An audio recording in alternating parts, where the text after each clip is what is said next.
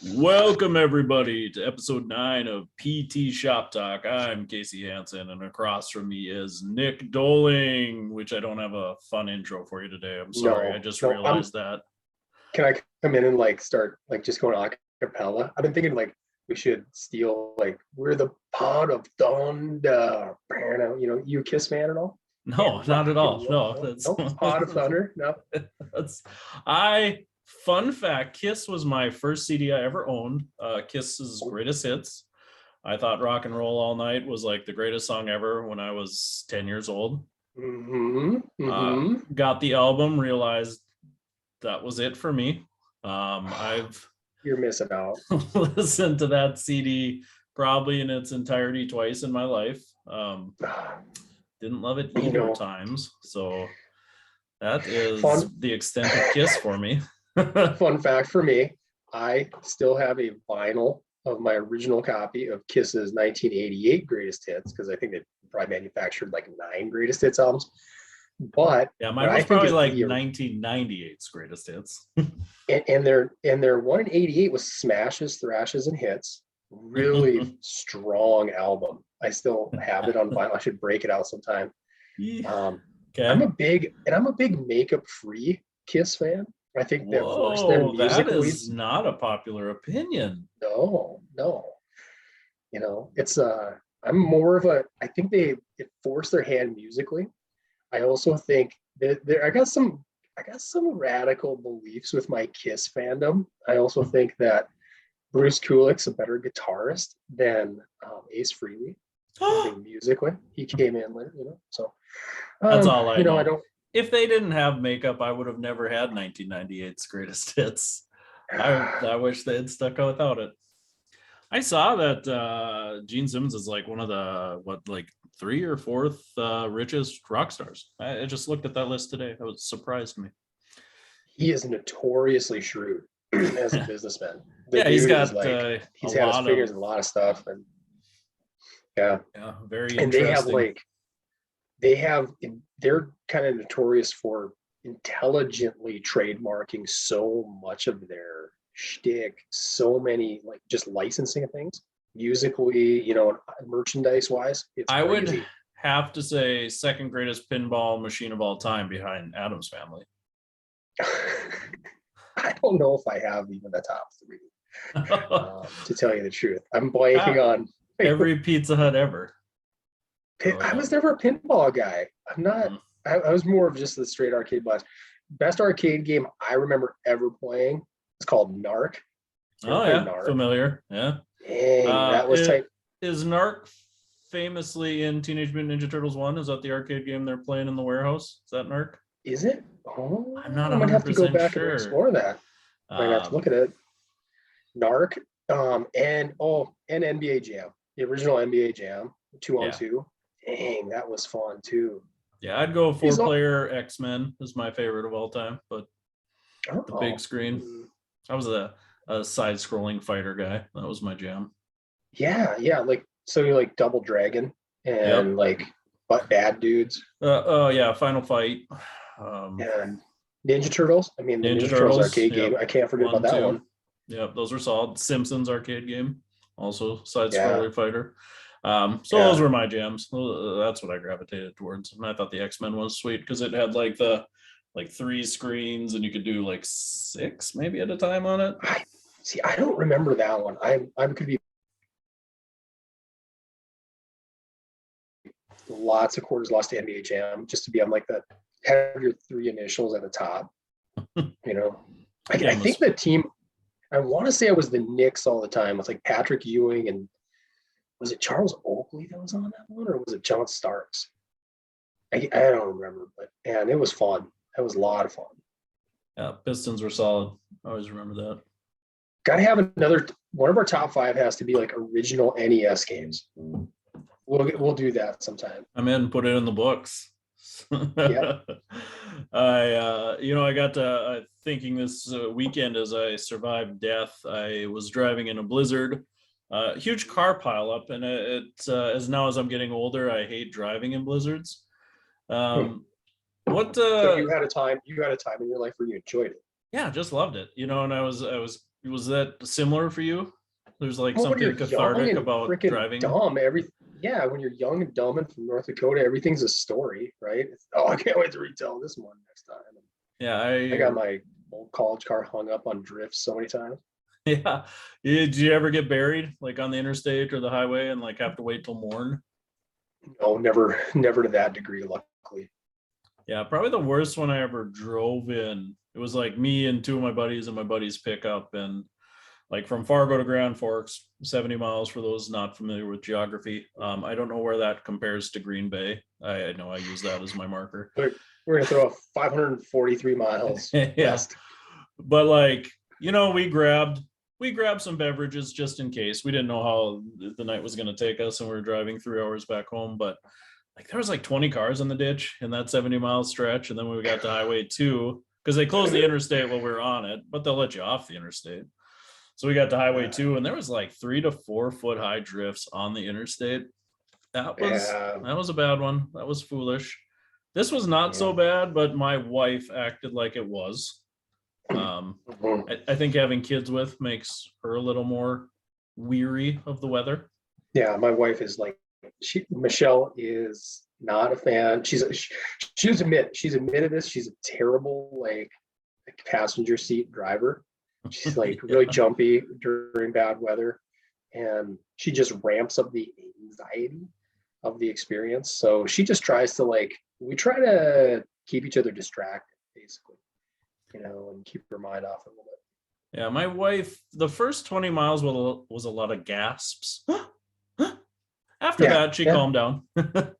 She was like, I think I'm making this worse. I was like, no, you're fine. Do you react to the gasps? Ooh, sometimes what? I still do every now and again, as dulled to it as I've gotten. If it's a real shrieky one, I'm like, what? And then she's like, oh, it's fine. You got it. Yeah, no, I'm dead to it. I am dead to it. Maybe I turn up the radio. That's my reaction. Yeah, it was a fun drive. I'm ready for winter to be over, but I was heading back home to the middle of nowhere where it was even worse. But I did discover this weekend also that I may be addicted to my CPAP. I am like 30 days into a CPAP. Oh, yeah. Yeah, and this was like the first time I've slept without it because I'm too lazy to pack it. It's quite portable. I just didn't pack it. Yeah. Man, did I sleep horrible. Like, I don't know what it was like to not wake up like 30 times a night. Yeah, no doubt. Per my sleep study, I wake up 7 times an hour due to not breathing. So I didn't know that. You're dumping this on me now? Yeah. Doing for you. Well, and surprisingly, the sleep study people say like 5 times an hour or less is normal. Like you can gasp for air 5 times an hour, and they're like, man, that's fine. Dude, apparently more than that is bad. So I didn't have my CPAP. Yeah, it was weird. Like I woke up, I felt terrible, instantly had a headache. I was like, man, was that the life I was living? Like not just 30 days ago? Man, I'm blessed I don't have that. I had a roommate in college who had rough sleep apnea. I mean, all the way back then, and he just like doze off in the living room, and you could hear it all through the apartment, just everywhere. And he'd wake himself up constantly, just like, should we check on him? Is he gonna be okay? And just doze right back off. So you're not much of a snorer, huh? Even when you were like lifting heavy, you weren't a big snorer. I guess I still snore. Michelle will say, like, there's a lot of times where I snore. I'll snore. She says I snore when I fall asleep on the couch, but then like when I make it to the room, I don't really snore. Right? Like just a little different. Yeah, angle of your head, I suppose. Yeah.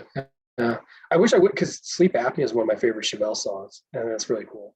So oh, you wish you had it. Just you could relate. You have that going for you. Yeah, that's my theme song I play every night before I go to bed. Yeah. I got one more thing for you before we head into our main topic today. I did, and you're aware of this, I watched Vision Quest. Can we spend like five on this thing? I don't know if it's enough, but go for it. Let's see if we can squeeze it in. What kind of rating system would you like me to use? Let's do the star rating. 5 So star is five perfect, stars. immaculate. Yeah. Okay. Give me an example of a movie you'd give 3.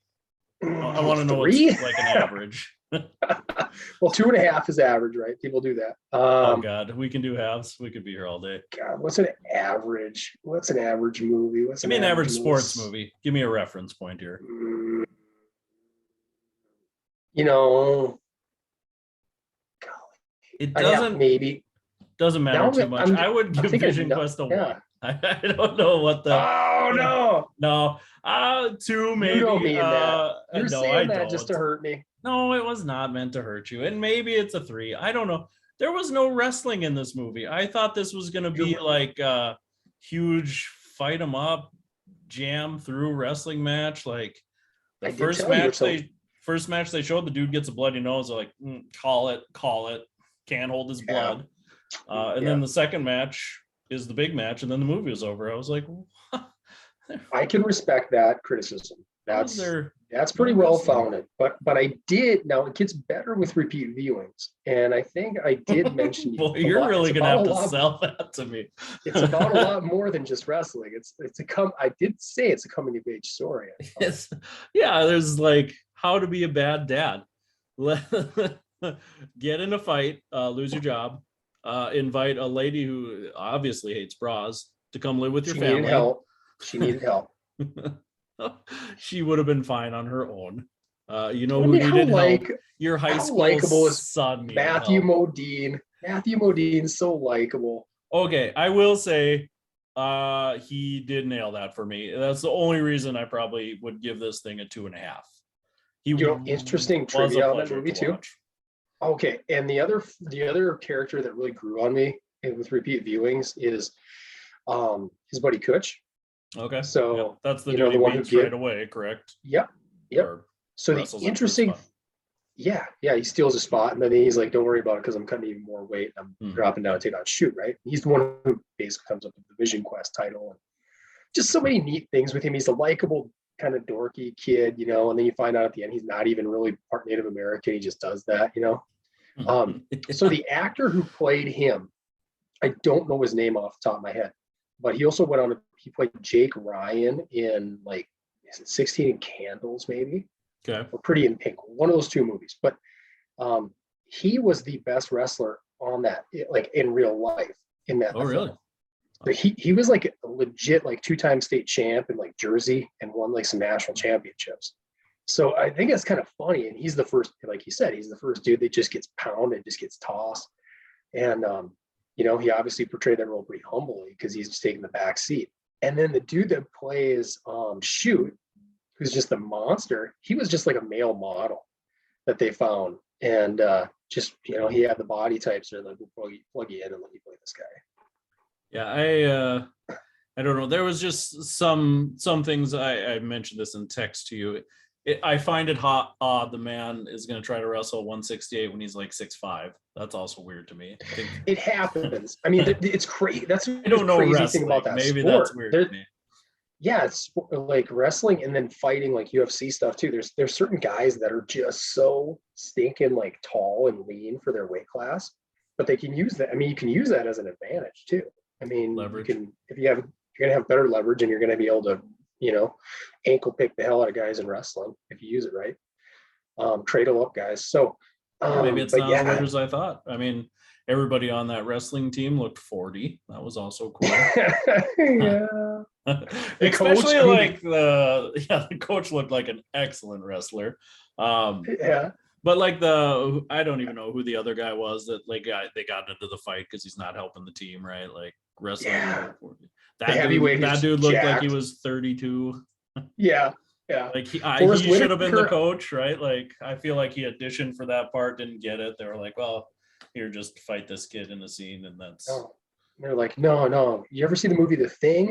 Yeah, we got the guy whose head rips itself off and turns into a spider. That guy's gonna play the coach. So just keep that in mind. Yeah. People will get it. It won't suspend belief at all.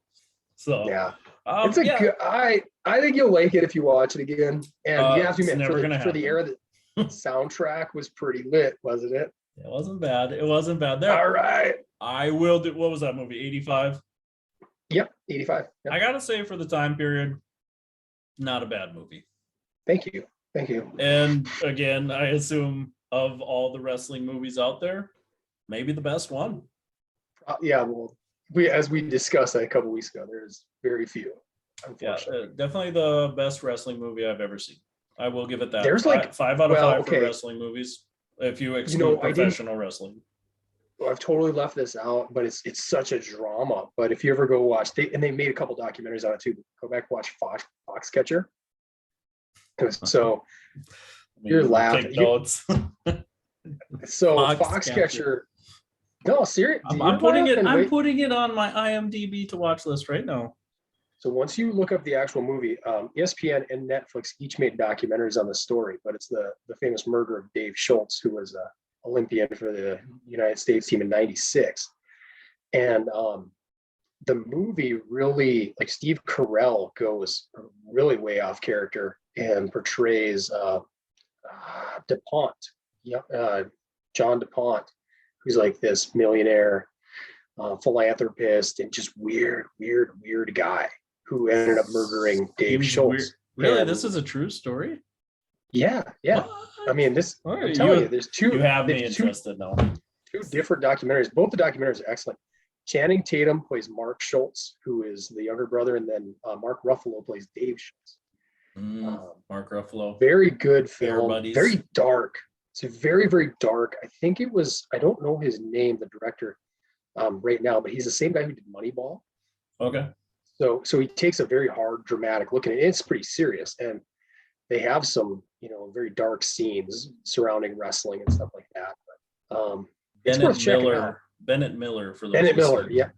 Yeah, Bennett Miller. I'm doing producer work as you're talking. All right. I'm listening to have no fear. I'm listening. It's a good film, but it's like just it's too dark to be like a great sports movie, And Steve Carell is you can hardly recognize him. He wears a big prosthetic nose. Yeah, it looks weird based on the pictures I'm looking at. It was nominated for 5 Oscars. Told you, bro. Yeah, wrestling movie. Do you feel bad if I bump that Vision Quest to number 2 after I watch this? Well, we'll see. Still my number 1. Okay, so there's a chance. You're saying there's a chance.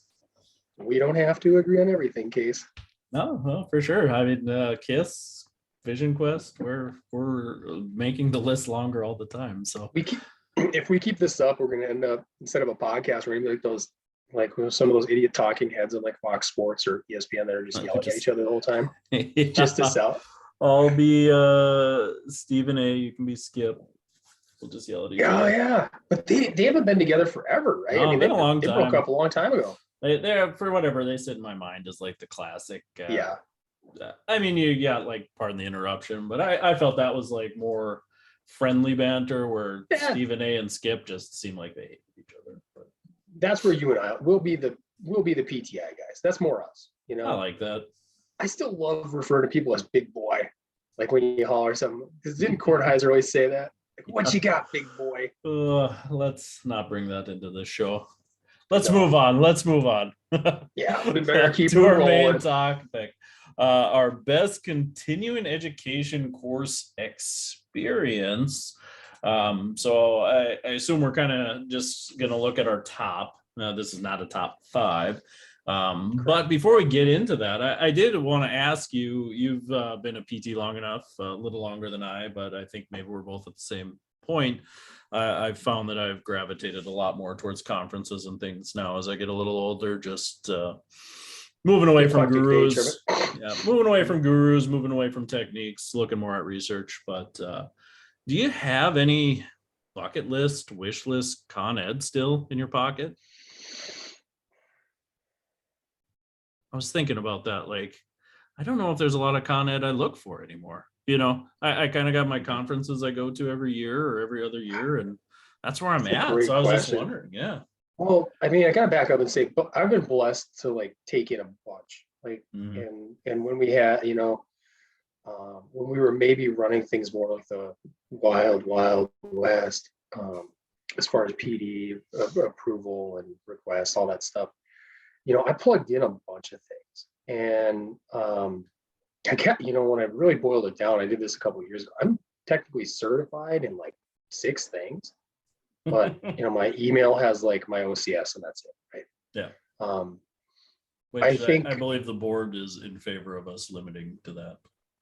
Yeah, I hope I don't offend anybody if there's another PT listening, but if I see like 6 initials after your name, I'm like, you're just trying too hard. I'm sorry. You're coming off pretentious.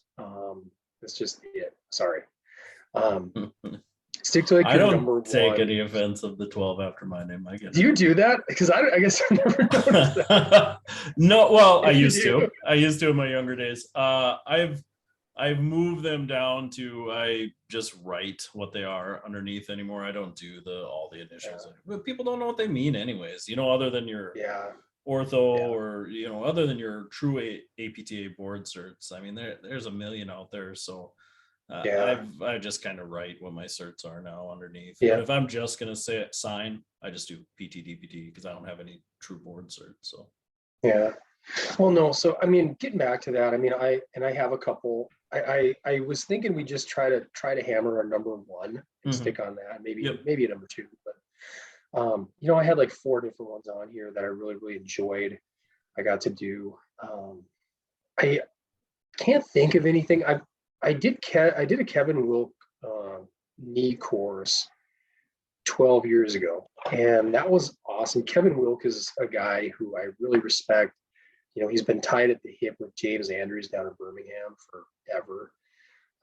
He is a great guy to follow on Instagram if you want creative post-operative rehab approaches, for exercise. And he's always, I mean, he knows what he's doing though too. He's plugging in a professional athlete all the time, and that's who he's using in his videos. And lately it's been like Jameis Winston.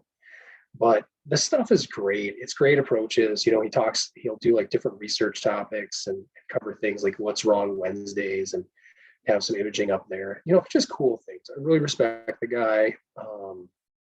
So I was blessed to be able to see him in 2010 in Minneapolis.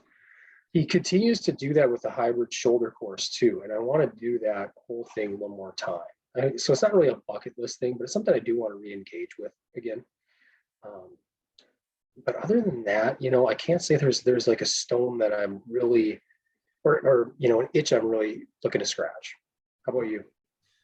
Yeah, when I look at this, and we'll get into it when we talk about my CEU because it's my top one.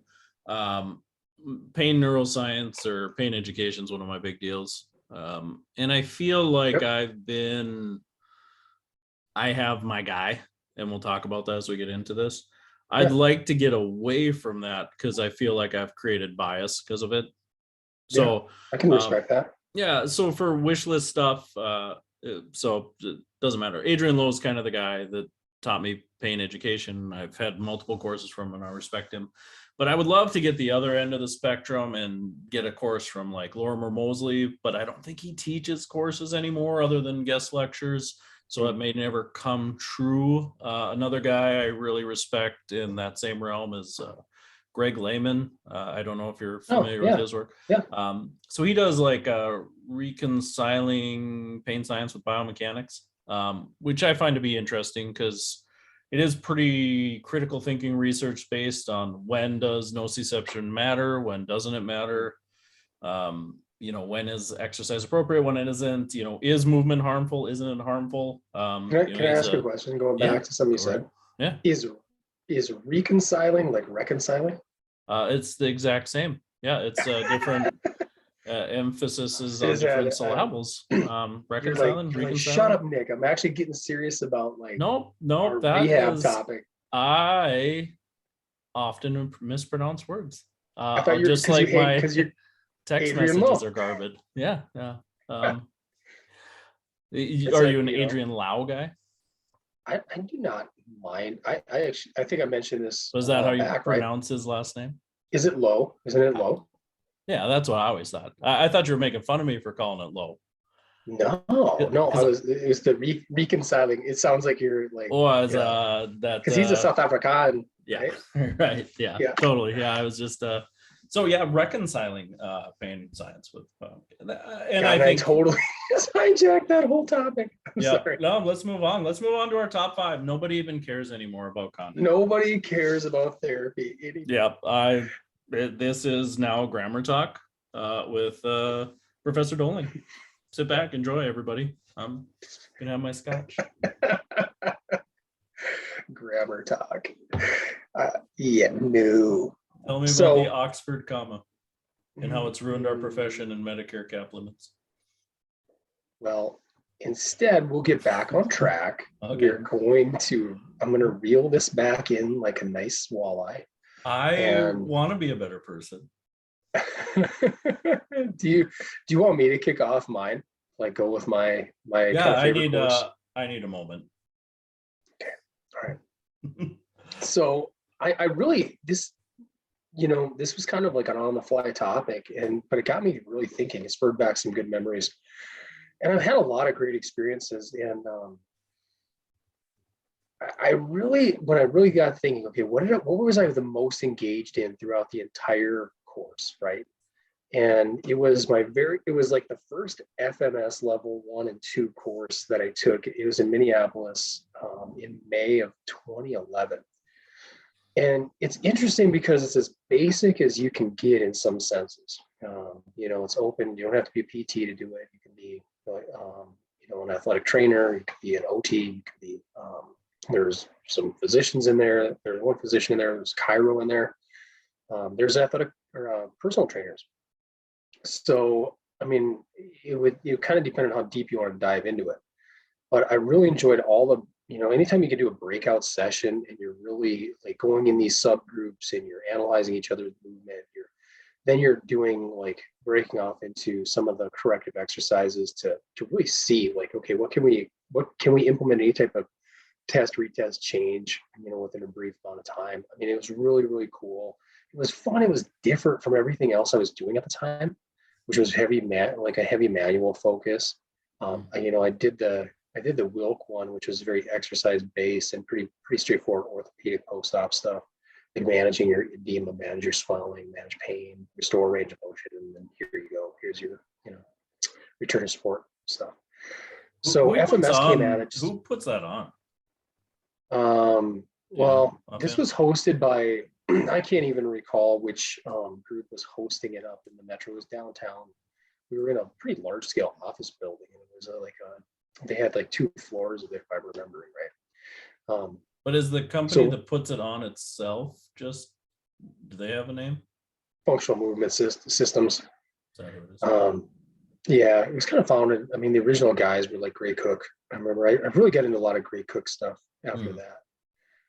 Okay. Really, so like the Gray Cook Institute, is that different than this stuff? I guess maybe it could be. I don't want to speak to that because I've been kind of out of that for a while now. Not that I don't really enjoy it. It's just like you kind of move through stuff, right? You go through phases and periods, and I still do a lot of the correctives, still work in those things. But I've just kind of been out of that loop for a while.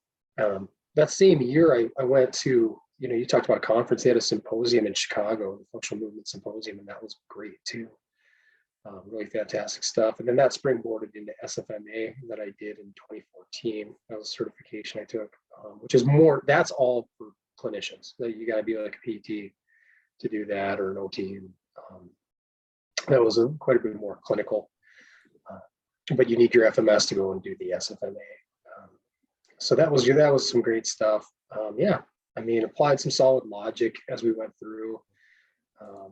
You understand the process, and that always helps you as a clinician. I think we're always trying to scratch deeper, and understand, okay, why is it that I'm going to have a patient do this, or why am I looking at this and connecting these dots? So that was pretty cool. We got back. I went to that with Jason Banks, who was like my former mentor down in Marshall. And as soon as we got back, we ordered kits for testing. We got a couple of those in the clinic, and really did a heck of a lot of it and enjoyed the heck of it. So good stuff. Yeah. That's my number one. What's yours now? Did you feel like that changed your thought process on therapy at all, or was it just like addition to what you're already doing? Did it I don't know, make you question what you were doing a little bit, or was it just like, yeah, this is just another tool in the toolbox? Great point. No, another tool, another good set of tools, another good way to look at things. But as I said before, I always was cautioned like internally from like drinking too much Kool-Aid of any one group, right? Mm-hmm. Like very cognizant of not wanting to come back and be like, okay, this is the next best thing, you know? And that comes, I don't even know where that comes from, man. I don't. Just good advice that I took from other people, probably. Yeah. Kind of Well, stuck with me.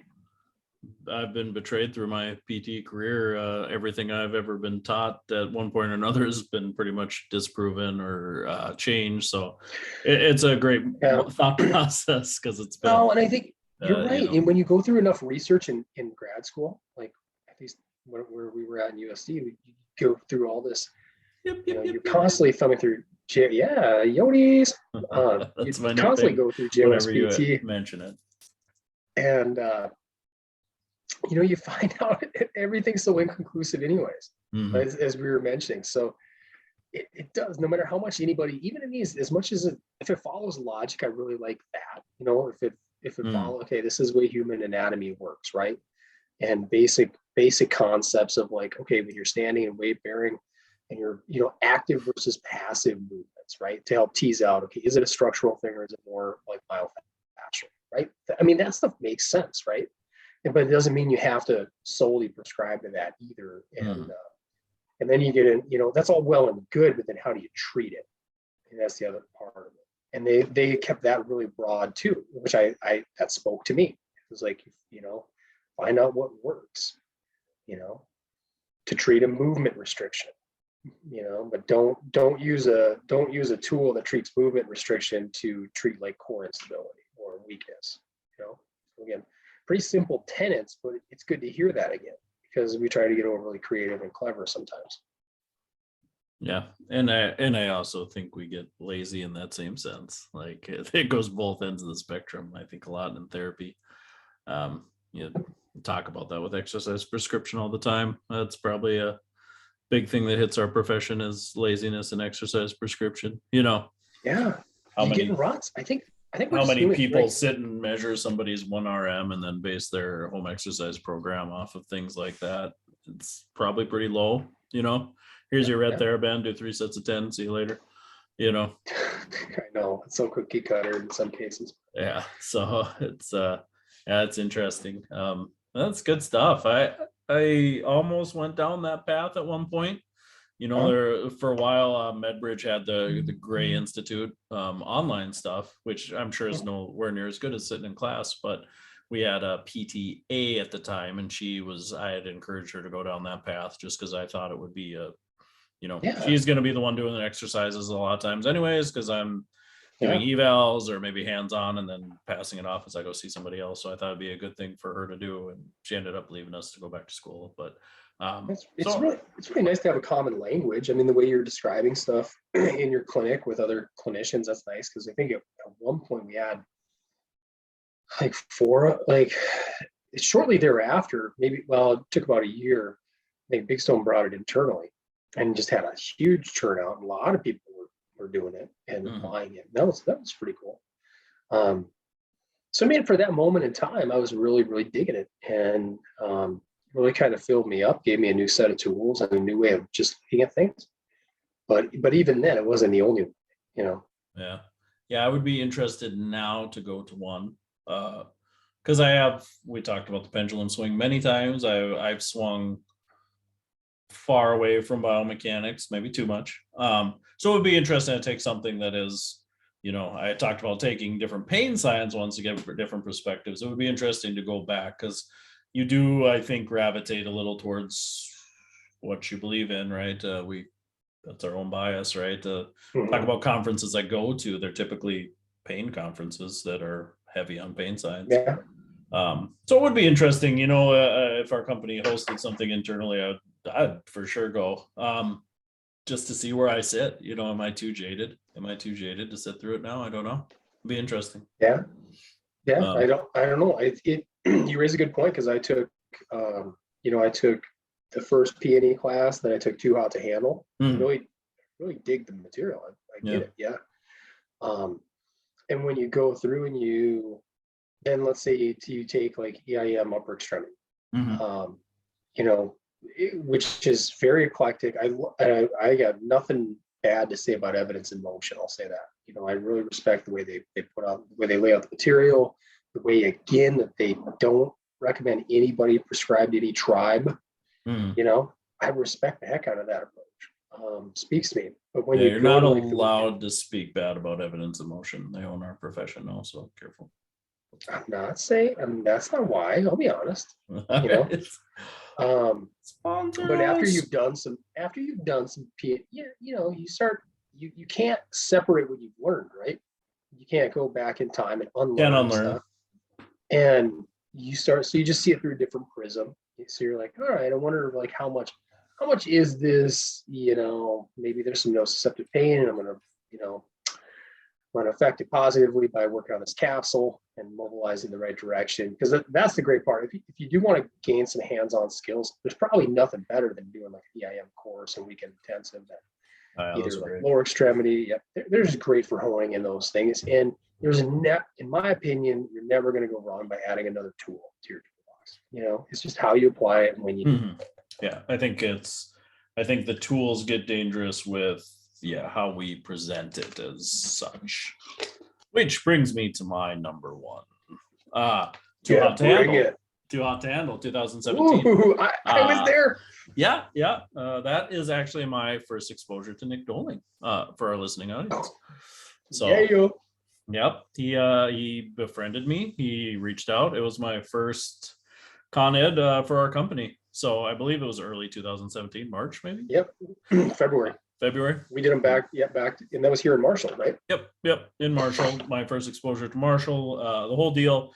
I did not have P&E up to that point. Most people in that class had P&E, but I did not join our company until after that. So, but people said, hey, you work in a chronic pain clinic. This is probably something you should go to. So that was my first exposure to something so heavy into the P&E side of it. I mean, I thought I understood pain, but I will say probably our education up to that point on pain wasn't great.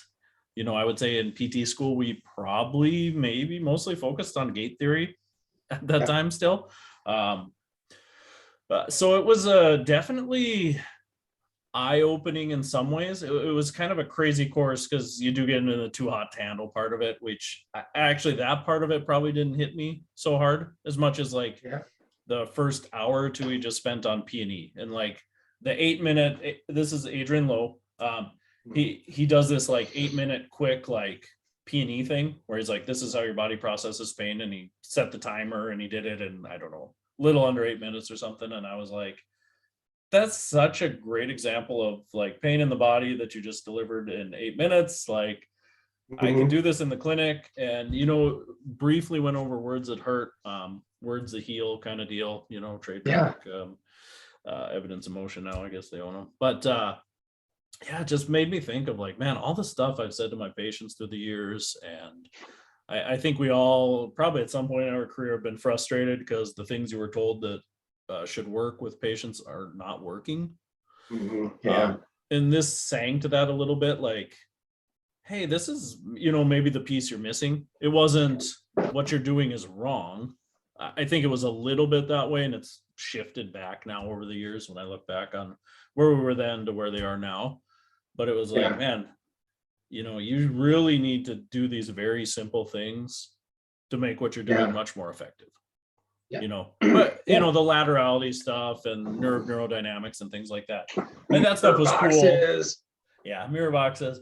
And that stuff was cool, but that's not what I took away from the course. I ended up retaking the course later when I got my therapeutic pain specialist TPS behind my initials. And it was better that. Yeah, right. You know, and it was interesting though. We do talk about biomechanics. I did the TPS, and then I actually went back and did my CSMT, certified spinal manual therapist. So from the same company, which was interesting at the time because I was so far away from manual, and then I did a manual cert afterwards. But that was a cool experience though. I love that experience too, because you talk about the EIM hands-on stuff.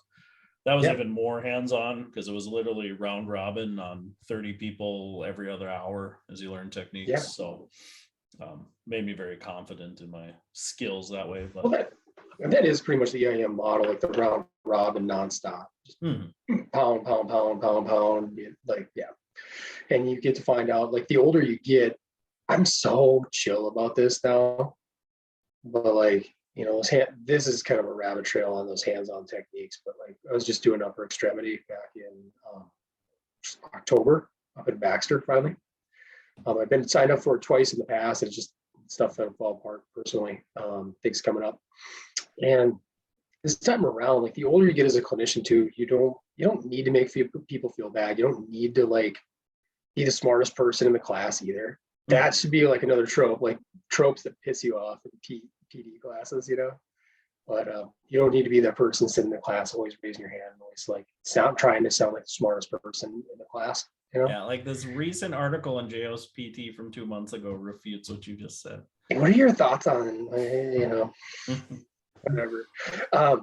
But yeah, I did have, the unfortunate displeasure of having some rough hands put on my shoulders and elbows and stuff. And you're like, I think you need to kind of slide over a little bit. And some people handle that super well, like especially the more mature, but we've all been there as younger therapists. The younger therapists are always kind of like, are you sure? It kind of feels like it feels like you're moving. I'm like, trust me, like my GH, like my humeral head is not really translated very well. Yeah, it's telling me you're smashing my deltoid right now. It's kind of irritating, Yeah, my first ever con ed was cervical manipulations with John Childs. Talk about being a new therapist and being nervous in a course. I was like, oh, I want to learn. Yeah, right. Like, and I remember like the first cervical manip I did, the therapist I was working on was like, I don't want you touching me anymore. I was like, oh, that destroyed my confidence. And I'm not even going to presume, I'm not going to go down the route that you're going to give me a vertebrovascular stroke. I'm not going to go down that route. And actually in this course, the guy was really going heavy on the research, basically refuting that those those types of aneurysms and strokes actually occur based on it. It's incredibly typically in so process. I can totally respect that. It's just, but I'm also going to say they're not comfortable when they're delivered by somebody who's clumsy with their hands, rushing through things, or nervous. Yeah, and this is what I teach at Jamestown is hands-on techniques, manipulation, and things, and it is interesting to see that difference in students from day one. And we do it evidence of motion style. We do round robins all the time, but it is it's fun to see like they have no idea what mid-range is, right? Because we do all our manips in mid-range is what we teach because they're way more comfortable, right?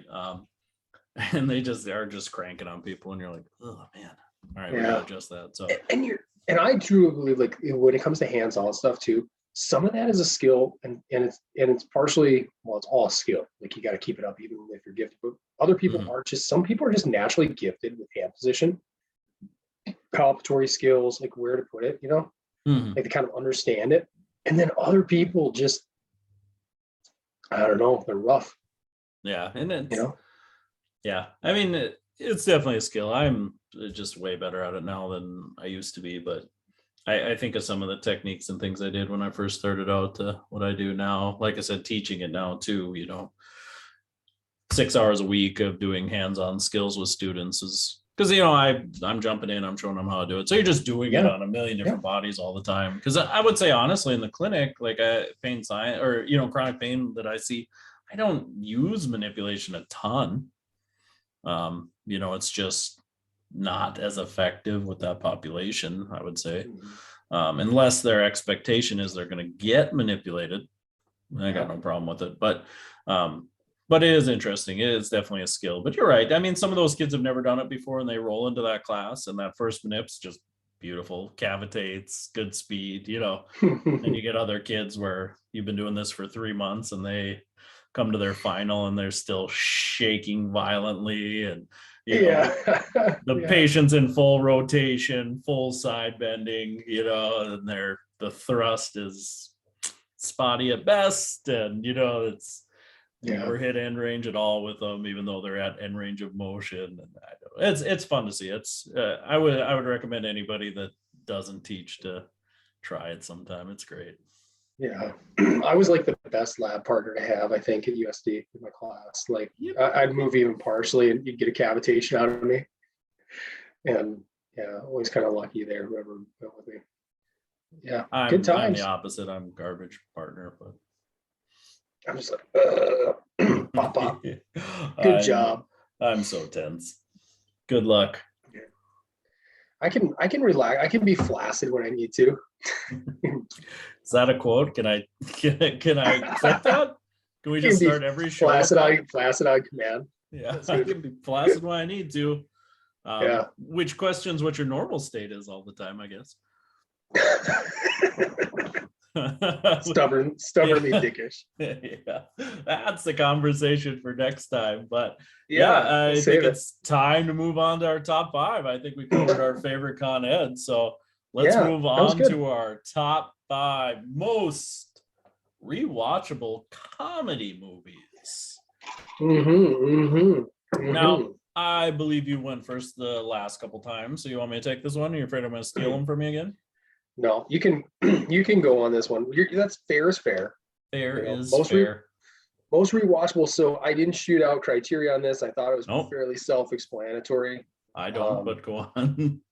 What's a comedy? You don't think it's what was a comedy? I struggled with that. See, I did too. Because I'll be kind of a little bit of a spoiler. As much as I absolutely love the movie Beverly Hills Cop, I do not classify it as a pure comedy. It's more like an action comedy, which I think we will do our own genre on that down the road. Yeah, so I took it that way too. There was plenty of action movies that were funny. Lethal Weapon, Last Boy Scout, Beverly Hills Cop. So I didn't count those. I didn't count dramedies. That probably leaned more into the drama. So me neither. Tried for pure comedies. They're my number one, maybe. I don't know what else you'd consider it though. So I went with it has to have some longevity. And obviously, as it says, I have to be able to it's got to be a film where I can watch it repeatedly and it's still going to crack me up, legitimate. And as you'll go through my list, I'll explain kind of what it is about it that does keep me going, right? Yeah, I am the same way. I know you had a quite lengthy list you had to narrow down. I probably had if you're watching on our YouTube channel, you just got spoiled the heck out of. I had about 10. So I took 10, I narrowed it down obviously to 5. So I'll start with my honorable mentions. I'll go through a little bit of what my thought process was on why they were honorable mentions, and we'll go from there. I have, like I said, 5 honorable mentions. I'll group them together quick. I'll try to go fast on these. First honorable mention for me was Scary Movie 2. Just ridiculous. Way over the top. I'm not a big spoof guy. That's probably why I didn't make it higher up on my list, because there's something about spoofs that I still don't necessarily enjoy that much because I don't. I said the same thing today. I said full-on parodies, hard to rewatch over and over. Yeah, and I like Scary Movie 2 just because it is pretty quotable and the characters are ridiculous, and I love the cast is awesome. I'll watch David Cross all day. Dude kills me. But from a movie standpoint, there's just something lacking with parodies where I just don't feel like the effort was put in from a writing, directing standpoint. The next 2 I looped together would be Wedding Crashers and Pineapple Express. The reason they're not higher on my list is I have a movie that I feel does buddy comedy better. So I didn't make it higher on my list. Not that I gave myself the criteria that I could only have one kind of each comedy, but I just felt like one movie in particular bumped them off. And my last 2 movies would be, my honorable mention would be Napoleon Dynamite and Grandma's Boy. Both super quotable, pretty funny on multiple watches. The reason they didn't make my top 5 was just the overall story wasn't great. Grandma's Boy is somewhere on there. All right. Yeah, I love that movie. But in all actuality, from just a movie standpoint, it's probably not that great, but the one-liners are awesome. And you could just tell that was a cast that loved filming a movie together. Totally. But wasn't quite good Still enough. Still to this day, the best Nick Swartzen performance, I think. Agreed. Yeah, Reno 911 had some moments, but that movie just Yeah, but I you mean, as nailed far as it, the movie right? goes, Like high score he is that nailed it. good? He's having a great, he's just having a great time. yeah. Enough time is 69. I mean, that's like just Yeah. dropping weird random lines. Oh yeah. Was he silent? I love that line too. Yeah, God, he's great. Yeah. Shout out Anyways, to Minneapolis' own. yeah, right. Yep. That one was so close to making my top 5, but it just couldn't quite put it in there because I felt like the movie was not as good. So my number 5 from 2007, I would consider this the best high school coming of age comedy, would be Superbad. Jonah Hill, Michael Cera, Christopher Mintz Plaze. I don't know how you pronounce his last name. Absolutely hilarious. Why I feel like this is the best high school comedy thing was those guys, the way they talk to each other.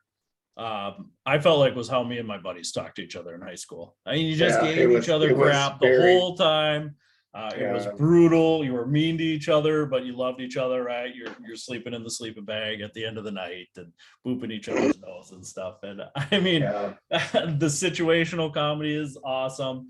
The only reason it's probably not higher on my list is I felt like the cop scenes with Bill Hader and Seth Rogen slowed that movie down too much for me. They felt forced. They felt out of place. Seth Rogen was one of the writers, and I felt like he just kind of wrote himself into the movie unnecessarily. I mean, if you literally took out all those cop scenes and just had generic cops in the few scenes, the movie would have been no different. So that's the only reason it's not just a little bit higher on that scene. But I mean, for the most part there, I can watch that movie all day long. I mean, there's just so many ridiculous scenes. These eyes at the party when he's singing is so awkward. Jonah Hill and Michael Cera are so good in that movie. They were believable. Yeah, believable. Right? And they looked like high school kids actually, even though they were in their mid-20s. But they were, most high school coming of age movies have young actors that aren't experienced. Both these guys came into that movie with a pretty good list of movies under their belt. They were actually good skilled actors. Christopher Mintz-Plasse, that was his first movie, I believe, but he did a good job. Yeah. But those two, just their interaction, just how they did those scenes, the dancing scene, wanting to get in line, right? Like, F me, please. There's just so many good scenes. Just didn't make my top 5, but definitely on my list of 32. Okay. Couple of comments on what you said. Number one, I don't find Seth Rogen very funny as an actor, but I respect his talent as a writer. I mean, that's just my taste. I think he's too hammy. I think that's not all the time. Like sometimes when he's in a small role, he's fine. But like when in a situation like that, you're right. I felt a little forced. Bill Hader is always more relaxed and a little bit more likable, I think. Number 2, I think that scene where Jonah Hill's describing getting busted drawing in class. Yeah. Grew up with a friend, Chris, who did that all the time. He almost had like the same type of weird addiction. It's crazy how many peanut so when you talk about it like out there. hitting home. I mean, that was so that stuff was so real. And that dialogue that Jonah Hill has about the dude who crapped himself and nobody forgets that. Yeah, nobody forgets. We had a guy my junior year who did that like second day of football practice, and we still unfortunately remember that. He's wearing white, big baggy Air Jordan shorts, and they unfortunately were white. And every now and again, we'll still bring that story. So yeah, that was James Franco's little brother. That was, I think, may have been his first movie as well. Was it Dave Franco? Yep. His role? Yep, I believe so. Very cool. Well, as I said, I had a massive list. I even whittled down my honorable mention just to 2. That's good. Sorry for everybody. I could go on and on and on and on. Actually, I'm gonna throw 3 in here because I think you're gonna get where I'm coming from. It's really quick. So one of my honorable mentions, Team America. Don't think I've ever been in a movie theater situation where I laughed so hard throughout the whole thing. So Team America, I don't need to go into a lot of detail on that. Not that rewatchable for me. Much funnier the first time. Disagree on that, but Spaceballs from 1987. Amazing, and it still holds up. Very, very cult classic film now. Very heavy on nostalgia as well. Loved it as a kid, still love it as an adult. Extremely rewatchable. Watch it with my kids, they love it. Yeah, So I've seen that's a more good time. Spaceball merch lately, like Yeah. Spaceballs, the mud flaps, Spaceballs. I see more of that stuff now. I don't know why they've all of a Baseball's the sudden. flamethrower. Yeah. So Just I don't know so why many. they've went on a marketing spree lately. Oh my God. My brother and I, my older brother and I used to rewatch that scene with the cross-eyed asshole over and over Yeah. again. And Rick Moranis is so good where playing Dark Helmet. Yeah. I said across her nose, not up it, and the guy is like, who hired that guy? I did. He's my cousin, and like, So I'm surrounded by just assholes. I'm surrounded by assholes. And then he's like, keep firing assholes. Yeah. And No, then that's good. yeah, my next honorable mention is Mallrats from '96. Mm, Um, really, really good. I mean, it's probably the funnest of all Kevin Smith movies. Obviously I agree. there's not a deep plot going on. Like I know that's not a bad thing either. It's just more of a pure comedy. Probably more Or of if a you look plot at than like, Clerks. well, Clerk, it did and it didn't. I don't know. It's more of a lot of sketches too. Like kind of like I said about Caddyshack. Yeah. But the sketches kind of work. It was way ahead. I mean, could you imagine how hot that movie would have hit like probably 15 years later after the comic book boom was kind of hitting? Yeah. But you could tell Kevin Smith was a comic book fan back then. Jason Lee, it was to this day probably the best role he ever had, in my opinion. I think he basically arrived and peaked with that one role playing Brody. Super fun. You got Michael Rooker playing a bad guy. Great. I mean, just great, funny shtick. References to diphtheria. And all that stuff. So Yeah, that was a good movie. I love that movie. mhm. Loved it as a kid. Watched it a ton. I love the.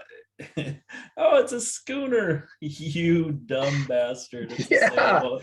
yeah. Like that scene to this day kills me. I could watch Ethan that scene Suplee, man, who's a million yeah, times. he's come up Uh, in our list under Remember the Titans. Dude's yeah, Jack. Actually, if you follow him recently, he is jacked beyond yeah, belief. he lost a ton of Lost all weight, that weight. Really cool story.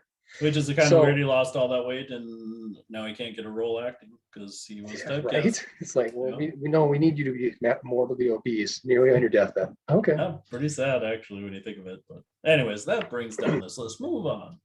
love it. Number 5 from 1984. This is Spinal Tap. Um, Mm. it has a lot of lore to it, but I honestly and genuinely find, and this is what I was kind of alluding to this earlier. There are so many lines that have been repeated to death, right? Like this goes Mhm. to 11 Yep. and Everybody says stuff that. like that. I Everybody instantly says said it. it to Everybody you when gets you it. text me, right? Yeah, but it's like the way the mannerisms, the physical humor that goes with it. The fact I grew up, I think I mentioned this last week. I kind of was a hair metal fan. I was kind of a metalhead as a kid. Not just hair, I mean, not just glam metal, but like hard rock metal, Iron Maiden, um, Metallica, Ozzy. So I mean, it kind of like I enjoyed even more because of that, even though it's making fun of it. Amazing lines, amazing dialogue between the guys. Um, just a lot of fun. Like one of the first real fake. I mean, was it the first fake documentary too? I mean, that concept was Got to be pretty really, close, or at least the first popular one. yeah. And now, so, and you can't, it's hard to look at it through the prism of not understanding The Office and Parks and Rec and all these things that have come since then. Mhm. But at the time, I mean, just really awesome. So, I mean, that's my number 5. This is Spinal Tap, 1984. Great job by Rob Reiner. I think he puts himself in there too, right? He's the actual documentarian, but he's like the director of the show, of the movie. Michael McKean's great. Christopher Guest is great. Yeah, I mean, fantastic film in my opinion. Very rewatchable. I keep one of those. No matter how many times I watch it, there's gonna be certain things that just make me laugh. Yeah, I'm not a hair metal fan. And we've talked about like movies that we are surprised we've never seen. I've never seen it. Oh, well, I'd recommend it. Maybe check it out. And you'll Ah, have another Vision Quest on your hands. yeah, all right, next weekend, next Blizzard. All right, my number 4 from 1975. Monty Python and the Holy Grail. And I see my daughter has come Do down we have a here. visitor here? Yeah. I love it. Monty Python and the Holy Grail. You probably hate it. It's a nice collection of sketches. I know you don't like collections of sketches. I didn't say I don't like. I didn't say that. I didn't say I don't like it. I just said it's not strong from a plot standpoint. I just feel like you need to make that distinction. So while Casey's on mute, I'm gonna fill in for him. Really fun movie, classic scenes. Yeah, sorry. Yeah, it's clever, it's funny. Definitely why it makes this list for me is because it's more rewatchable now as I'm older. I just appreciate it more.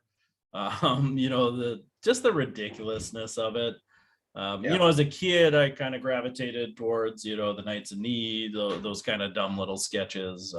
Tis a flesh wound. Those things are funny to me. But now as an adult, like, I don't know, the average velocity of a sparrow and carrying a coconut. Probably the only reason it's not higher on my list is I'm not 100% into like British humor. There are definitely moments in that movie that drag a little bit. The Camelot. So Mr. Bean's not in your top. Not on my 3. top. The Camelot song, like that's a lot of song to deliver one line. Tis a silly place. Like, I don't know. There's a little bit of that goes a little too long for me. That doesn't put it higher on my list. But I watch the heck out of that movie. Still do. I'll watch it anytime it's on. I mean, it's phenomenal acting. Those guys in Monty Python were so clever, so funny. John Cleese is. I mean, John Cleese was truly just super talented. Oh yeah, there's nothing he did that wasn't funny. Yeah. So, yeah, that's my number 4. That's good. I didn't have that up on my top 5. It's in my list, but as I thought about more and more, I'm like, God, how much do I truly laugh? I rewatch it. But going by number 4, 1991. What About Bob? Still like holds up so well to me. Whether watching it growing up, watching it as an adult, watching it again with my kids, that's almost a test to me with some of these films. As I re-engage them with my kids, particularly our son Connor, like, is he gonna like watching his reaction and if he's getting it and I'm hitting it? I mean, it's good. It hits you. But Bill Murray's fantastic in it. We talked about the great Bill Murray in podcast past. Oh yeah. But Richard Dreyfuss is so fantastic too. I mean, he's almost better than Bill Murray in that movie. Right? I don't know. I mean, he really is.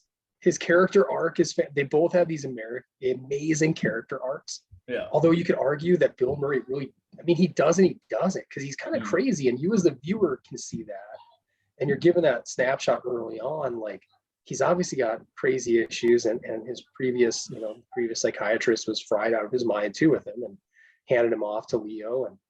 So you can understand it, and so much of the humor is just in that you're the only other person as the audience member like understanding that what Richard Dreyfuss is experiencing, right? Everybody else he's just a lovable guy and he's a sweet guy, but he kind of sees it. Bill Murray sells it so good.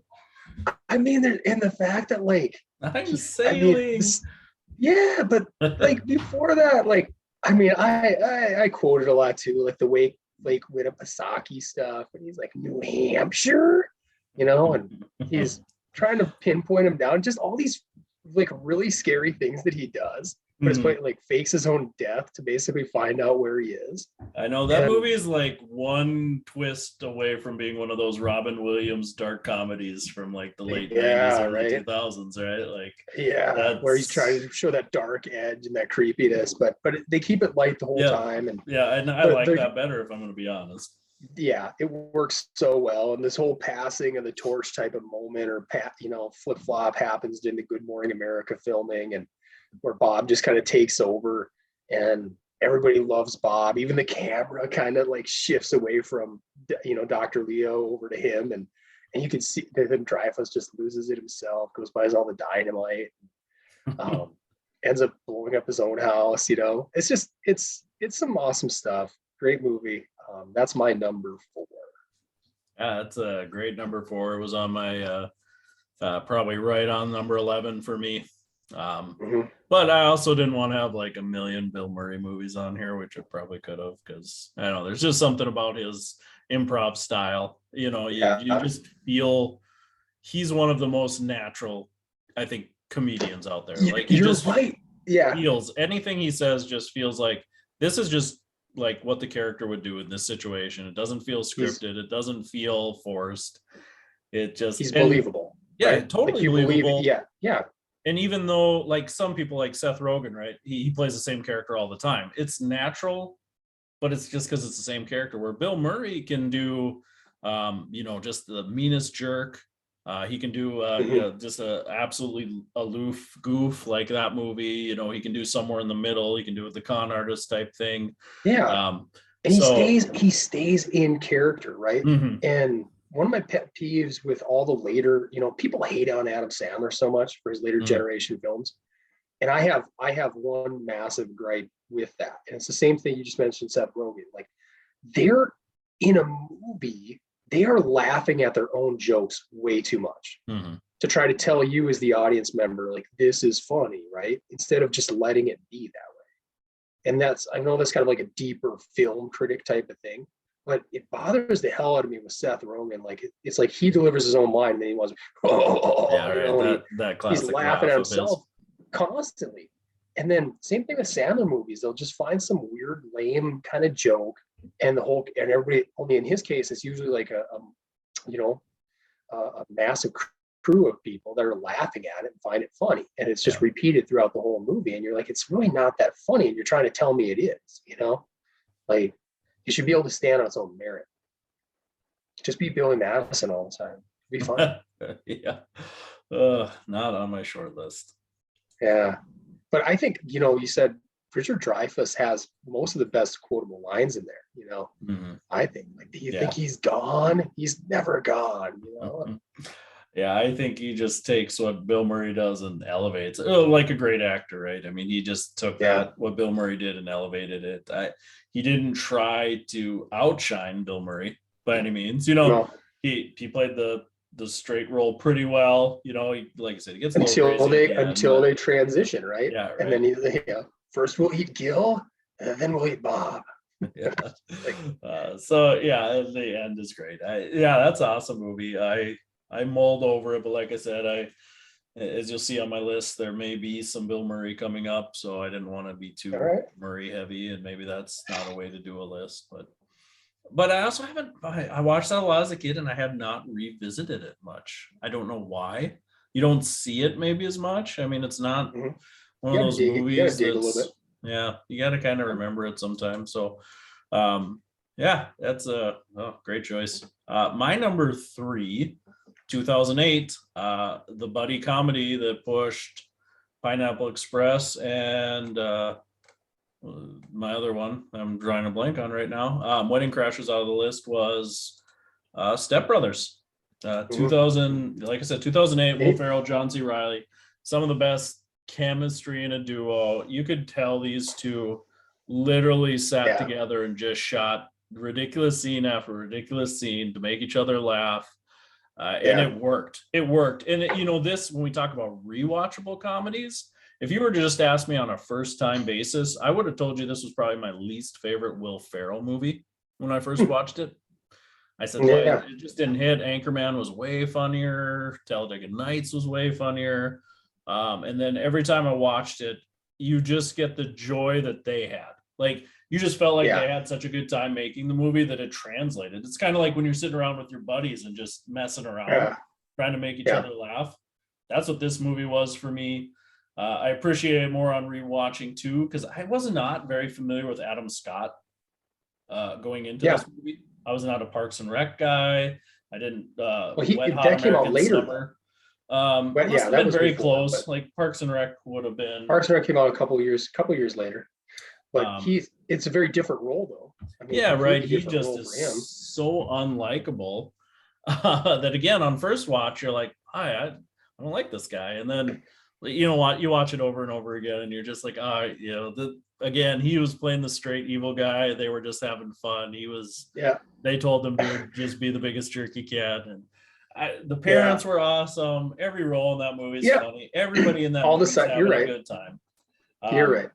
Now, I did knock Grandma's Boy and Napoleon Dynamite for not being great movies. The same thing could be said about Step Brothers. The premise is pretty ridiculous. The plot, it takes a long time to get to a short plot, but it's just the joy.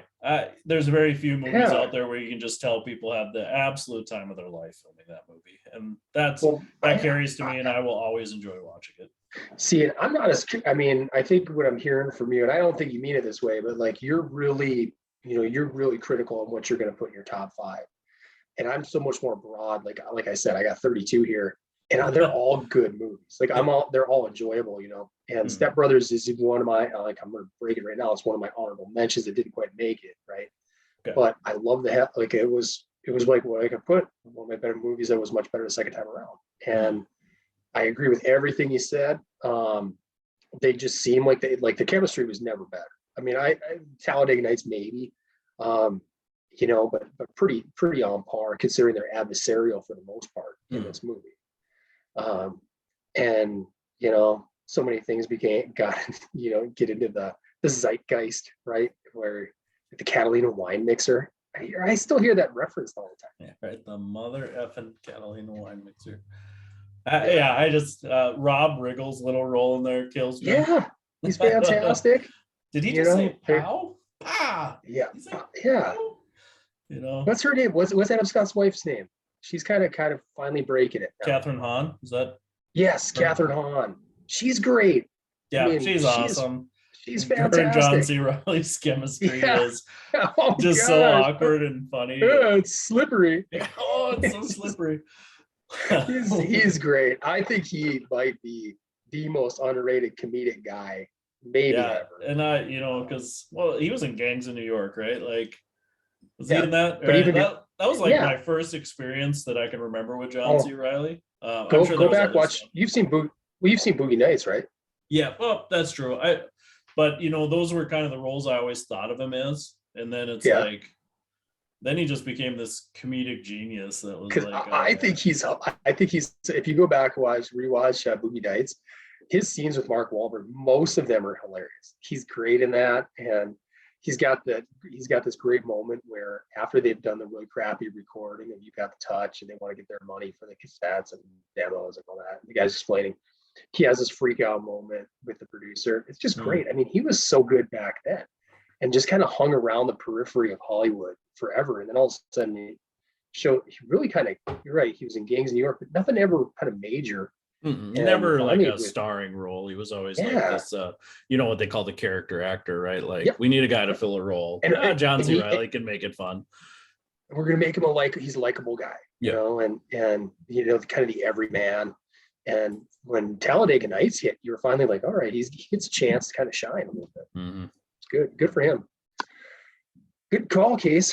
My number 3, and I was really, I struggled on how to do this because it's not a true film.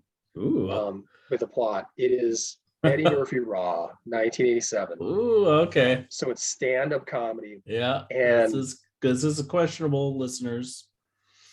For my money, the greatest stand-up of all time.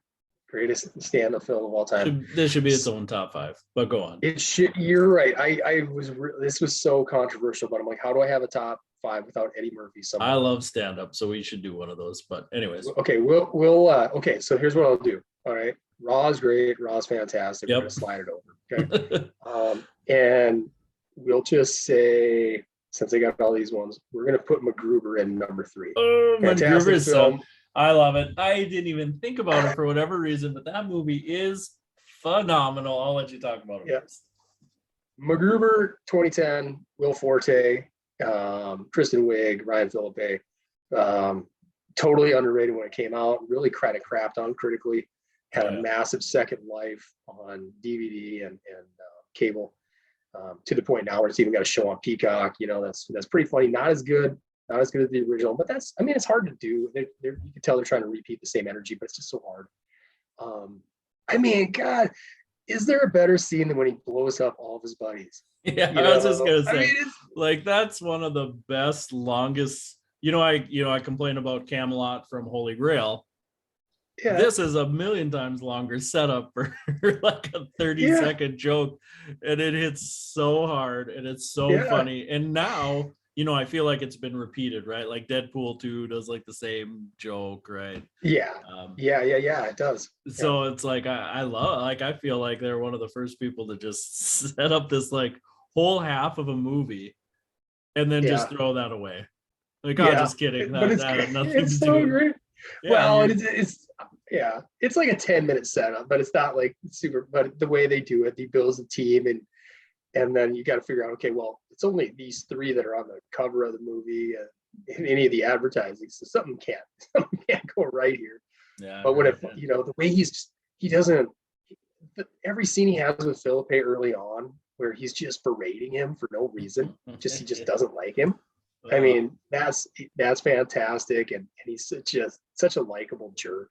One of my favorite scenes of that movie is like the security guard and he throws the throat lozenge in front of him. You're gonna need that. I know you're gonna Like, need that. I got the turkey. rips his throat out. It's like this running gag in the whole movie, right? Yeah, the Totally, which is like turkey if you baby. Like, yeah, it's such a call, and it's a callback to a movie he has nothing to do with, in like Roadhouse, but yet yeah. he's just gonna like throw it in there. Uh, Great, and I think Val Kilmer is super underrated. He's got some good back and forth with Forte.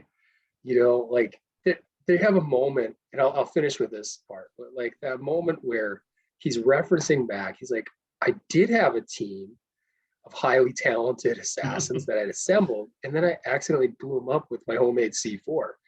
And Forte is just like, oh my God, that happened to you too? He's like, no, I didn't, because I'm not an idiot. Yeah. So, yeah. I'm doing more of a clean version of it, but I mean, Yeah, right. that moment's so good.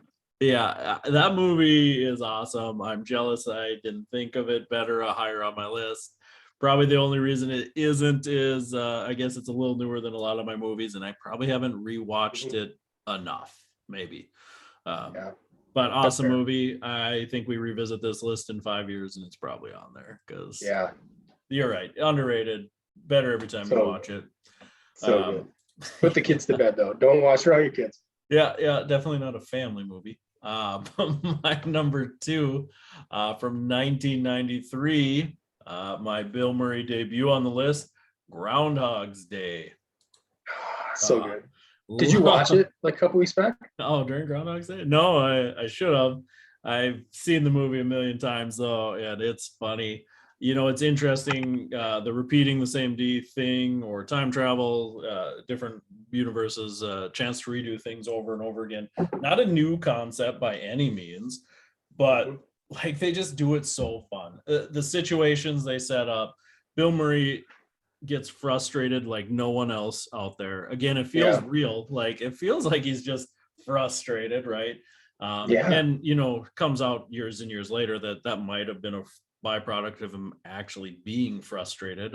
With Harold Ramis, right? Yep. Sadly, that was the movie their boiling. Yeah. split him apart. But that being said, man, he on film very professional. I don't know what happened off film, but like he delivered, boy, maybe my favorite Bill Murray performance in any movie. Just all the things, when he's walking through and he's like, dog bark, and the dog barks, he's like, turns left. Like it's just, and they've done the math, right? Like supposedly he relived like the same day, like for whatever, 10,000 times or something. 10,000 years, right? 10,000 years, that's what it was. Yeah, like because he mastered piano and like everything that he mastered in that time frame, they figured it out. Like it's an awesome movie. When he steals the groundhogs, it's funny. Like Annie McDonald, everything's so good. She's so sweet. She's such a sweetheart. I love Chris Elliott. Chris Elliott's Chris Elliott shows up a couple times in your list. Yeah, it's I love that movie. It'll never be old for me. Just his performance alone is just phenomenal. The idea is funny. They don't do it to death. They could have easily just rehashed tropes and they didn't, and I don't. It's great. I love that movie. That's my number 2. I can't hear I Got You Babe without thinking of that movie. I mean, that did it, right? I mean, just but it works in the movie. Yeah. Yeah. Well, that's a good one, Case. Yeah, and it is definitely in my 32. That's a big list. There's a lot of movies in there. So my number 2, you've already said it by name on here, but I had it down between this and Step Bros, but I got to go with Anchorman. Just a little bit earlier in time, 2004, and for a set piece, for a genre thing, totally nails it. So much fun. I mean, you could tell, like, that's what drew me in right away. I remember going to the theater with my buddy Derek, my wife Michelle, her friend Crystal, and then the place is just packed. And really, like, there's only a handful of us really laughing like the first time. And I think it became more of a cult hit too, right? I mean, it kind of grew steam and eventually had its own sequel, but which is I mean, it didn't take long either. Don't get me wrong. I mean, it was like as soon as it hit DVD, it exploded, right? But it was a little maligned because he was coming off of the hit of Old School, and I think people were looking for something, kind of in that vein. But he just shifts back in the '70s mold. Obviously, been quoted to death. I don't need to go into a whole lot of stuff. I mean, Paul Rudd. I'll just hit on a couple of things. Paul Rudd's fantastic. David Koechner, as Champ, even he works. Then you got Steve Carell, absolutely just totally having a blast, and he's shown how talented he is and how diverse he can be. He's just super awesome. And then all the cameos, Vince Vaughn nails it. The little I'll just stop right there. I could go on this movie forever. Has a soft spot in my heart as I was out of college, just kind of having that fun time out of college, and taking a little time off before grad school, and I can rewatch it over and over again and still find stuff so funny. So Anchorman's my number 2. If you had a list of movies that made me laugh the most the first time I saw them in a theater, this would be number 1. When I watched this movie, I saw it in the theater with a group of folks. This was when I was actually spent my summer selling books. This was the highlight of my summer. That's how good selling books was. But I don't know if I took more than a 5-minute break from laughing when I watched this in the movie. And it just builds, right? You get hysterical after you laugh so much. And like by the time you get the end, when Baxter jumps into the cage and like the bears are talking to him in the bear language, it's like not even that funny, but I was so hysterical by that point. Like I was like crying because I thought it was so ridiculous. And like there's so many things that I love. I mean, all right, you gotta be going again, but like she is a saint. Like Wes Matt, when Man Tooth comes around the knife, he's like, he's like, time for me to end you, Burgundy. And he's like, no, you won't. I mean, just the delivery of the lines to me are so well done. And Sex Panther, things that have been just repeated to death. And that's probably why I didn't make my list, because I probably liked it the most the first time I saw it. Gotcha. It was great every time after that. I will still watch it and laugh my butt off. But it definitely peaked, I would say, for me on my first watching. And then if I'm going to be honest, Anchorman 2 actually makes me like the movie less, because Anchorman 2 is so bad that it robs Anchorman. Watch that one again, because I felt the same way. Went into it, and I don't know, very few films, this would be another top 5, have I ever been more disappointed in leaving than Anchorman 2. And then about 5 years later, I watched it again, and I'm like, okay, all right, I can go with this more. I am more likely to watch Vision Quest again than I am to watch Anchorman 2 again. I felt like Anchorman 2, everybody became Brick Tamlin. Like it was to a point. It goes, It was like, I'm blind. Like there were so many bad scenes. The only good part about Anchorman 2 was John C. Reilly. He played the ghost of, was it Ulysses S. Grant or whatever?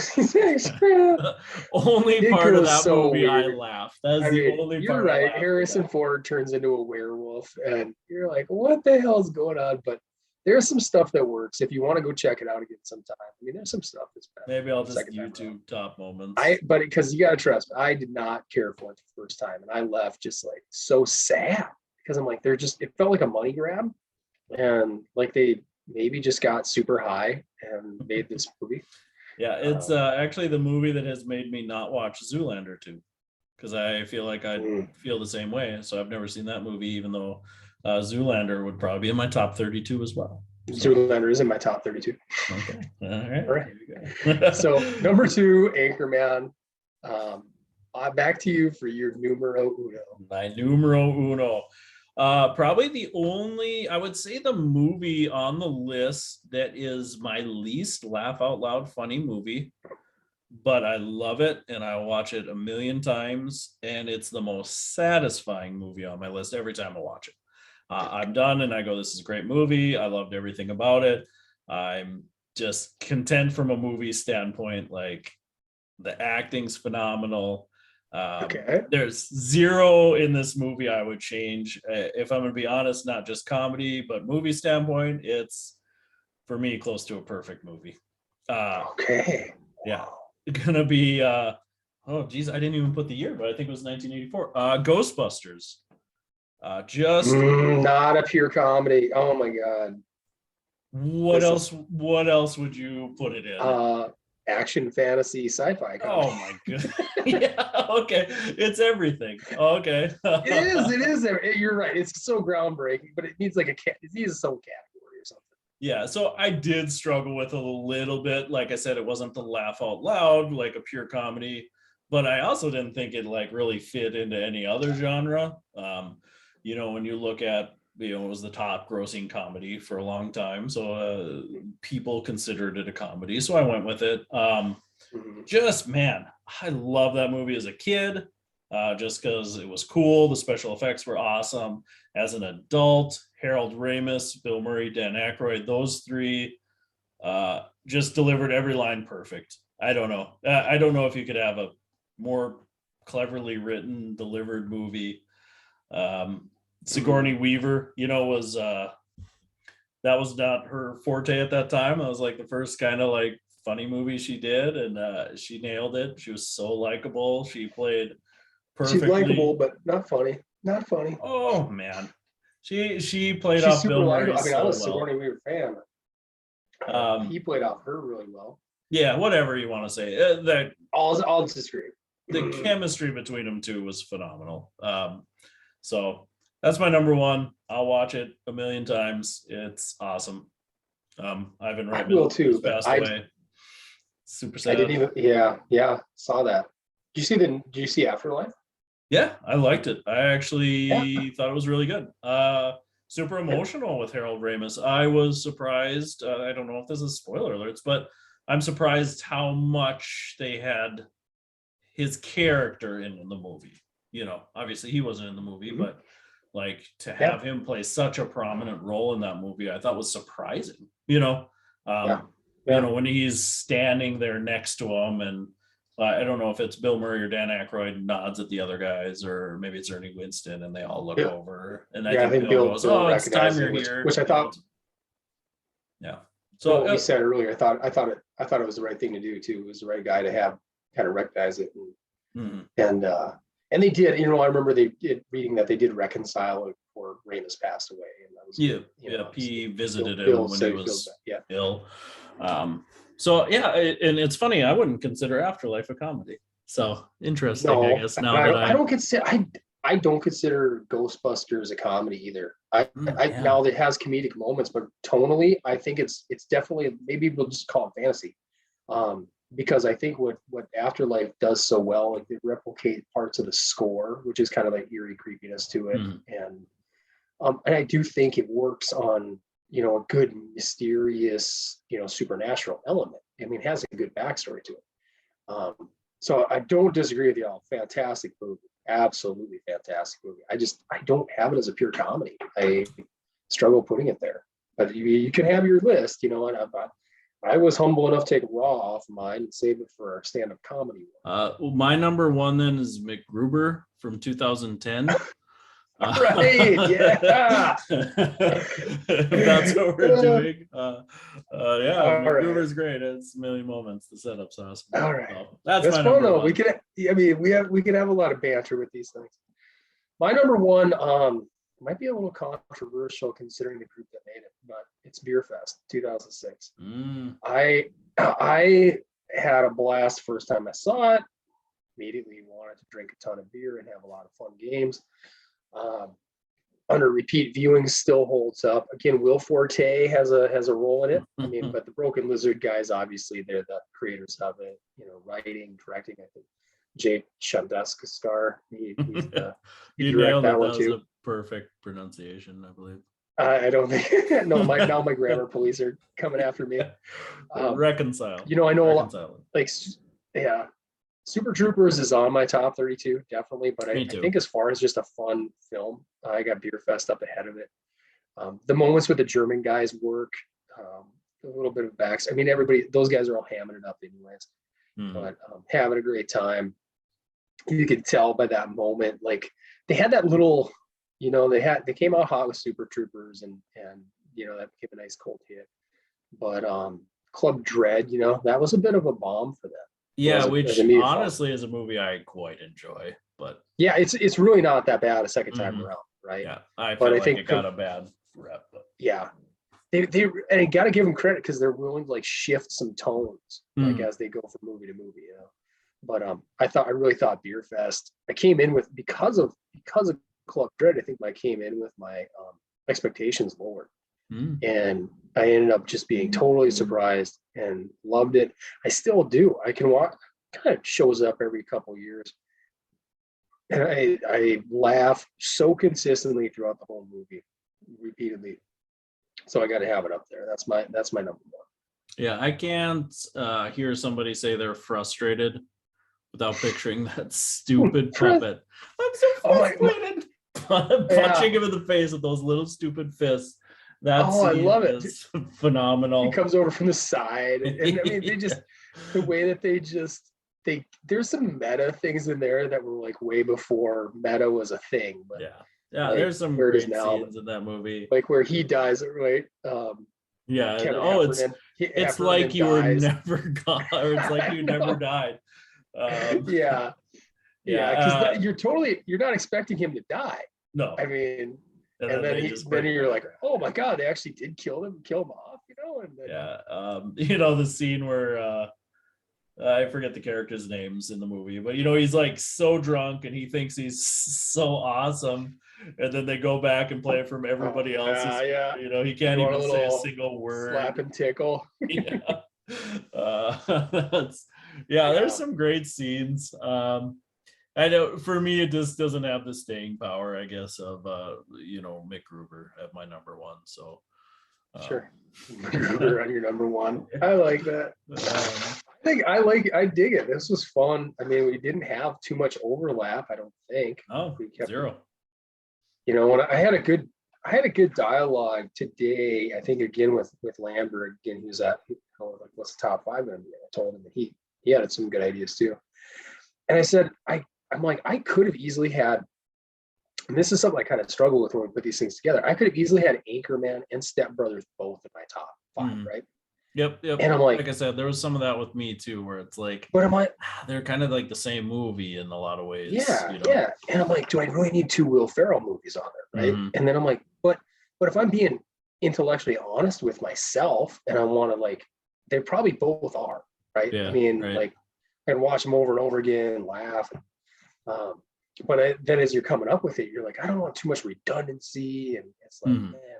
So I tried to keep this list about as purely honest as I could. Like, what am I going to pop in and just laugh and laugh and laugh, no matter how many times I've seen it? Yeah.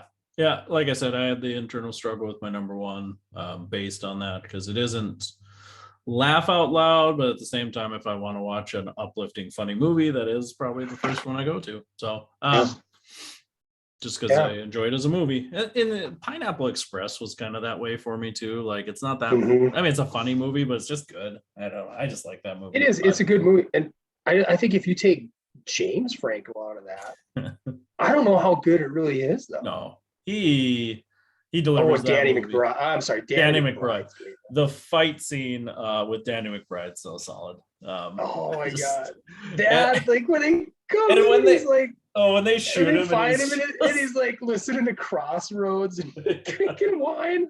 yeah, Like they're Danny like, no, I'm McBride pretty sure we awesome. could get you to a hospital and you don't have to die. Yeah. Yeah. So that's one of those if they're, and that's probably borderline action comedy, I guess, Yeah, exactly. It, right? it really is. It got these weird tone shifts in it where Hmm. all of a sudden it's like really dark, I have like I can run before we close out. I can run through some of these other ones because I just feel they deserve a shout out. Like I got no particular order, but Jay and Silent Bob Strike Back, Forgetting Movie. Sarah Marshall, Zoolander, Wedding Crashers, and then I got Anchorman, Step Brothers, Super Troopers, Beer Fest, Bill and Ted's Excellent Adventure. I really was close to putting that in there. Yeah. Saving Silverman, Joe Dirt, Twins, Final Sure. Tap, 40-Year-Old Virgin, 21 Jump Street, Grandma's Boy, Mallrats, Office Space, Spaceballs, What About Bob, Team America, MacGruber, Raw. Man, lots of good comedy out there. To each his own. It's an art. Yeah. When we talked about rewatchable, I guess that affected my list just a tad, but a good comedy should be rewatchable, I guess. But yeah, you know what I could put in there too? I don't know what your feelings are. This Is the End. That's Seth Franco, Rogen. Right? Yeah. Danny McBride. That movie is solid for about an hour. That is one of the best movies for like an hour, and then it gets really drawn out. And then it picks up. There are a few scenes at the end.